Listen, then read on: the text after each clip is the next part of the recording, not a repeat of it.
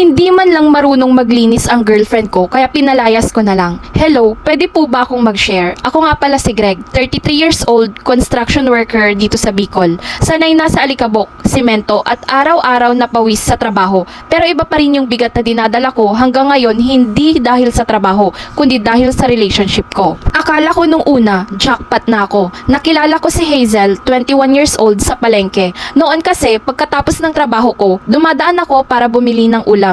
Siya yung tindera sa pwesto ng gulay. Simple lang siya, naka-t-shirt, naka-ponytail, pero may ngiti na parang nakakapawi ng pagod. Isang araw, tinulungan niya akong buhatin yung mga gulay na binili ko. Sabay biro pa, "Kuya, parang sa dami ng bitbit mo, pwede ka nang magtayo ng sariling karinderya." Natawa ako at mula doon, nagsimula yung kwento namin. Dati, sweet siya, lagi niya akong kinakamusta kahit pagod ako. Kapag may pasalubong akong pandesal o candy, parang tuwang-tuwa na siya. Doon ko naisip, siguro siya na, yung tipong liligawan ko na. Kahit malayo ang agwat namin, inisip ko, kaya kong panindigan. Ako na magpapakain, ako na bubuhay sa kanya, basta wag lang niya akong iwan. Pero nung nagsimula kaming magsama sa iisang bubong, ako, mula umaga hanggang gabi, nasa construction. Uuwi akong pagod ang katawan, gutom at sabog ang utak. Pagpasok ko ng bahay, anong madadatnan ko? Hugasin na nakatambak, basurahan na nag-uumapaw, kalat na parang dinaanan ng bagyo. Si Hazel, trabaho niya 8 to 5 lang. Ako, 6 a.m. to 6 p.m. Pag uwi niya, 4 na oras siyang naka-cellphone o tulog. Minsan, nagluluto siya pero iniwan ang kusina parang gyera. Akala ko noong una adjustment lang, pero buwan na ang lumipas, ganun pa rin. Nakikiusap ako ng maayos. "Hazel, ako na ang gagawa ng mabigat na gawain. Tulungan mo lang ako sa gawaing bahay." Kahit yung simpleng itabi lang yung mga plato, hirap pa rin siyang gawin. Hanggang sa one time, medyo napuno na ako.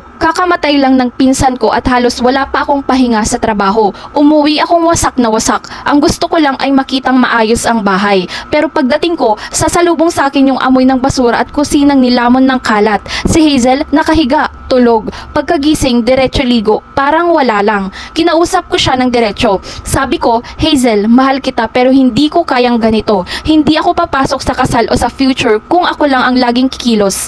Ayoko ng partner na tamad." Hindi siya umimik. Parang wala lang sa kanya. Kaya sa sobrang bigat ng sitwasyon ko, ako na ang nagdesisyon, pinalayas ko na siya at ayoko na. Umiyak pa siya nung una, pero hindi siya nagbago. Kaya sabi ko sa sarili ko, kahit mahal ko pa siya, kahit andun pa yung parte ng puso ko na kumakapit, kailangan ko na ring mag-move on. Hindi pwedeng habang buhay akong alipin sa sarili kong tahanan. Ngayon, nandito ako nagsusulat. Dahil after 2 weeks ko siyang pinalayas, nakita ko siyang nakikipag-date sa isang tricycle driver. Good luck sa'yo, bro. Sinalo mo ang problema ko. Siguro, tatanda na lang akong matanda. Wala na atang may gusto sa akin. Yun lang ang venture.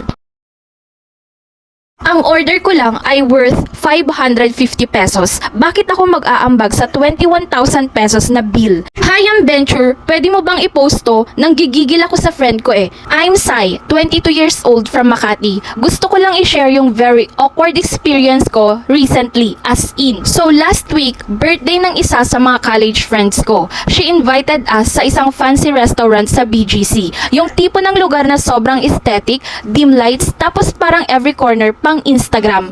Honestly, I don't usually go to these places kasi hello, mahal siya. Pero since birthday niya, I made the effort na pumunta. Rich kid naman kasi ang aking college friends. Walang duda afford niya yon. Meron pa siyang Mercedes-Benz na car. But hindi po siya anak ng contractor ah. Pag upo pa lang namin sa table, everyone started ordering like they are some CEO's anak.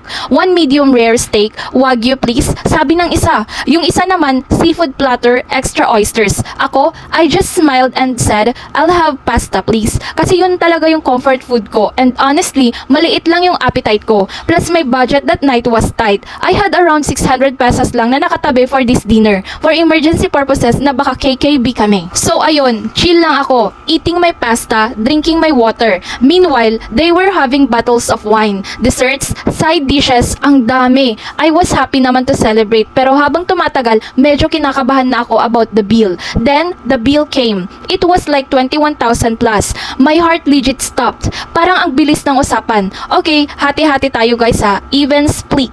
Parang automatic. Even split. Ako nga one pasta lang, 550 pesos. Tapos sila may steak worth 3,000 each at may side dish pa. I gently said, "Guys, ano lang, I'll just pay pay for my share kasi I only had pasta. Medyo tight kasi yung budget ko now. Dead air. Everyone looked at me like I committed a crime. Yung birthday girl mismo nag-smile pero halatang pilit. Sigh, nakakahiya naman pero baka want mo din mag-share sa bill. Baka isipin nila kuripot ako kasi friend kita.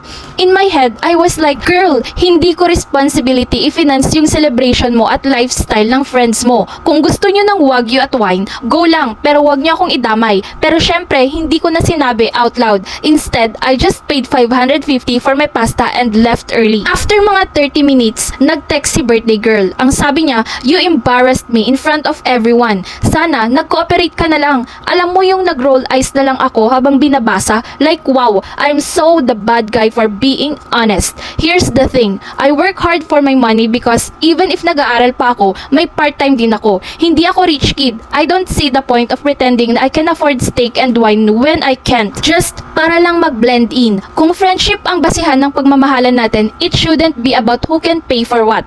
At the end of the day, I don't regret what I did. I stood my ground and honestly, nakakasatisfy siya kasi at least hindi ako nagpakamartir para lang magmukhang in sa barkada. Kung hindi nila magets yun, maybe I need to rethink kung sino ba talaga ang friends worth keeping. Sometimes, being classy is not about what's on your plate, it's about knowing your worth. Now, hindi na niya ako niyaya, but it's okay, I don't care. Dahil packer ang asawa ko, kaya ako nagawa ito. Hi, I'm Venture Istorya. I'm Sheila, 24 years old from Malabon. Gusto ko lang i-share ang story ko. Oo, ako yung kontrabida rito at wala akong pake kung manggigil kayo sa akin. Alam niyo ba yung pakiramdam na habang yung asawa mo nagbubuhat ng kahon sa warehouse, nag-overtime ng halos 12 hours para lang may pakain at pambayad ng bills, pero hanggang dun lang yung kaya niya at ikaw naman nakahiga sa kama niyo kasama ang best friend niya. Ganoon ang buhay ko for almost 1 year at hindi pa po alam ng asawa ko until now. My best friend ng asawa ko, isang real estate supervisor. May kaya siya at galante. Every Tuesday and Thursday, pagkaalis ng asawa ko, diretsong pumapasok dito yung best friend niya. Same bed kung saan bagsak yung asawa ko every morning. Pawisan, gutom, halos wala ng oras maligo. Ako, naka-perfume pa, naka-designer bag, naka-makeup galing sa debit card na tinatago ko. Sinabi ko sa asawa ko, meron akong online side hustle na medyo okay naman ang kitaan. Oo, may dalawa akong hawak na debit cards. Nasa 80,000 a month ang nagagastos ko minsan sa dami ng shopping ko para lang mag-feeling social sa Instagram not FB. Hindi rin lingid sa nanay ko ang lahat. Ang mas malala, siya pa mismo ang nag-udyok sa akin. Anak, wala kang future sa asawa mong janitor lang at packer sa factory. Yung best friend niya, may negosyo at maganda ang kita. Yun ang dapat mong kapitan. Syempre, bobo ako. Naniwala ako kay mama. Dumating sa point na nabuntis ako. May nangyayari naman sa amin ng asawa ko, pero paano pag lumabas ang bata? Hindi niya kamukha. Paano kung nabilang niya yung mga buwan na may nangyari sa amin? Mag 2 months pa lang akong buntis at hindi ko pa nasasabi sa asawa ko na buntis ako, pero alam ng mama at papa ko. Puro trabaho lang kasi siya. Hindi rin alam ng best friend niya na buntis ako. Nasa akin pa rin ang debit cards niya kaya pwede ko pang gamitin ito. Ang gusto ko lang putulin na yung ugnayan namin ng best friend niya. Gusto ko nang maging matinong asawa. Ang Venture, please help me.